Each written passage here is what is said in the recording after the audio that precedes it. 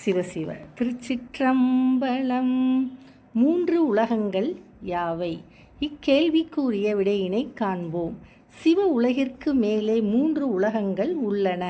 அவைகளை பற்றி பார்ப்போம். கையில் வேற்படை ஏந்திய குமரப்பெருமான் எழுந்தருளியுள்ள உலகு ஒன்று. அதற்கும் மேலே தம் சிவந்த கையிலே பச்சை நிற கிளியை தாங்கியுள்ள உமையம்மையின் உலகு ஒன்று. அதற்கும் மேலே அளவு கடந்த ஒளியோடு விளங்கும் சிவபிரானுடைய மகா உலகு உள்ளது. இந்த மகா சிவ உலகிற்கு இணையாக இன்னோர் உலகு இல்லை. இதனை சிவதர்மோத்திரம் என்னும் நூலில் தவத்திரு மறைஞான சம்பந்தர் 251 பாடலில் அருளியுள்ளார். இனி பாடலை காண்போம். உரைத்த இப்புறத்தின் மீதும் புறம் ஒரு மூன்று உண்டு ஓர்க. தரித்தவேல் குமரன் தங்கும் தானம் ஒன்று.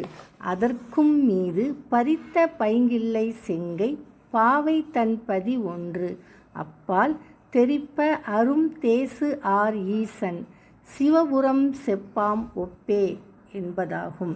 இப்பாடலில் வரும் புறம் என்றால் ஊர். இங்கு உலகு என்ற பொருளில் வந்துள்ளது. ஓர்க என்றால் அறிக என்று பொருள். தரித்த என்றால் ஏந்திய என்று பொருள். தானம் என்றால் இடம்.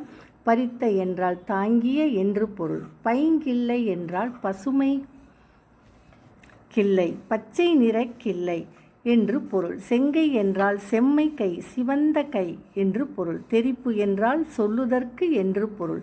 பாவை என்றால் பதுமை.